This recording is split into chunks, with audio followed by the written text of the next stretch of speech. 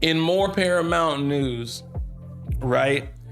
So The Last Ronin's been getting a lot of love, and I really need to finish reading this book. The first post that I saw was something like this from Hollywood Handle: a live action R-rated Teenage Mutant Ninja Turtles film is in the works. It did not originally confirm anything about The Last Ronin, but as many of these are pointing out, and oh my God, because they always want to post it and then just not link the story. They just want to here you go. The Hollywood Reporter is the one with the article that dropped that said it's going to be, I guess, The Last Ronin. But The Last Ronin's been getting a lot of love lately, considering they got the game that I actually talked about last stream. And now they're also looking at a live action movie. It is interesting. I am curious why they decided to go live action. Is it going to be a continuation off of the Michael Bay universe for them? Or is it just going to be its own thing? Because like obviously the Turtles will be CG. But it is interesting that they're deciding to go live action with this route. Let's look into it. So Tyler Burton, who wrote the upcoming movie Boy Kills World, is penning the script for a high body count tale. After the success of last year's animated hit film Teenage Mutant Ninja Turtles Mutant Mayhem, Paramount Pictures is keeping Turtle Power going by putting out a new feature project into development. This one, however, will go beyond the realm of all ages material, the long-standing property known for, and instead go into gritty R-rated territory. Paramount is developing Teenage Mutant Ninja Turtles: The Last Ronin, adapting a popular storyline seen in the recent IDW comics as a live-action feature with the intent of making it rated R. So this article full-on dropped that is the title of the movie, because that was not what we were seeing before. I've seen trailers for Boy Kills World. I mean, it wasn't as interested, but it is cool that for a movie like that, they're getting someone to write a TMNT movie. He wrote an iteration of Chucky horror franchise Child's Play. Walter Hamada is producing through his 18 Hertz production company as a part of his multi-year deal with the studio.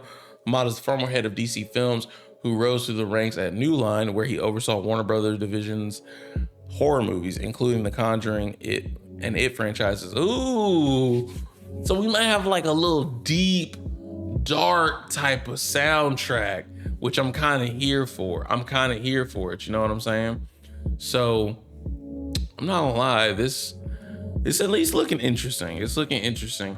I was starting to read The Last Ronin, and then I totally fell off on it, like completely. Mute, bitch. Yeah. Just making sure something, y'all. Just checking shit. Let's see. All right. So,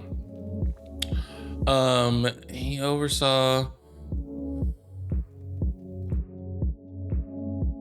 So this Last Ronin movie, between getting Tyler Burton Smith, who he seems to have done like a couple of pretty gritty action style things. I know that boy, oh my God, come on, man. I know that Boy Kills World. Is that Bill Skarsgård in that? I can't remember, but I know that was like violent. And Walter Hamada, who's done work on things like The Conjuring and the It franchises.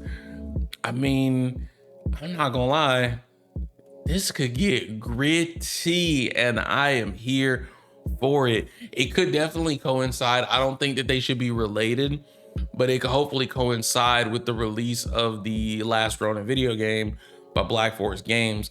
We haven't heard anything about that other than they lost half their staff, but let's hope that they can match the details together. You feel what I'm saying? Because Last Ronin getting a lot of love lately has been pretty cool, and I want to finish the story of it for sure. Let's see. It says his 18 Hertz banner is focused on making features in the horror genre. That makes me feel like, oh, let me highlight it so y'all can see. That makes me feel like this Last Ronin they're looking to make it dark. And The Last Ronin is about as terrifying as Turtles' tale can get, set in the totalitarian future in New York City. Comic miniseries told of how the Turtles and Master Splinter are killed off one by one. by the grandson of the villainous Shredder and synthetic ninjas. One turtle manages to survive, barely, and vows to exact bloody vengeance. One trick of the book was that it wasn't clear, for a while at least, which turtle lived, as the survivor had the weapons of all four. Hopefully it doesn't spoil it for me in this article. Co-creator Kevin Eastman and Tom Waltz wrote the comic based on an older story by Eastman and co-creator Peter Laird. Artists included Yuso and Isaac Escorza, Ben Bishop, and Eastman. IDW, the publisher that holds the license for the Ninja Turtles comics, put out the books between 2020 and 2021, which that's the other thing that's crazy, is that this series came out during the pandemic, which probably contributed to the boost back of Teenage Mutant Ninja Turtles in like the public eye. The comics were an unexpected massive hit, with a collected trade paperback being the second highest selling graphic novel of 2023. The comic book company recently released a sequel, TMNT, The Last Ronin 2 Re-Evolution. They released a sequel to it, so it's not over. They said, how are we gonna get some more money? With the debut issue touting as being one of the biggest comics of the year with more than 140,000 copies ordered. Ninja Turtles debuted as a black and white indie comic in 1984, parodying comics like Chris Claremont's X-Men and Frank Miller's ninja-focused work. A toy deal turned the comic into a generational touchstone in the late 1980s, abetted by a bright and cheerful animated series. Animation takes stuff to the next level. I'm just saying.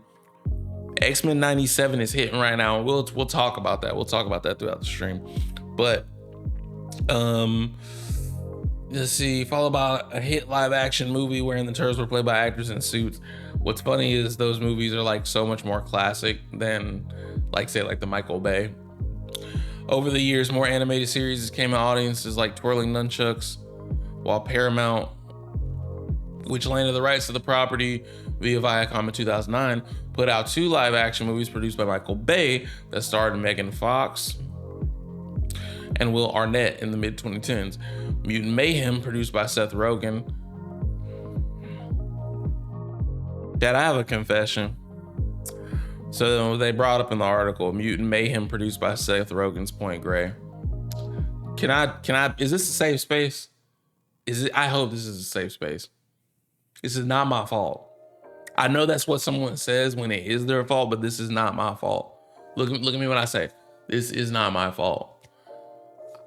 I haven't seen Teenage Mutant Ninja Turtles Mutant Mayhem. Hold up. Listen. What happened was, for some reason, it was one of those movies, probably because it was animated, they kicked it out the theater around me quick. But then also, it's just other stuff. Like, I got work. I got dad duties.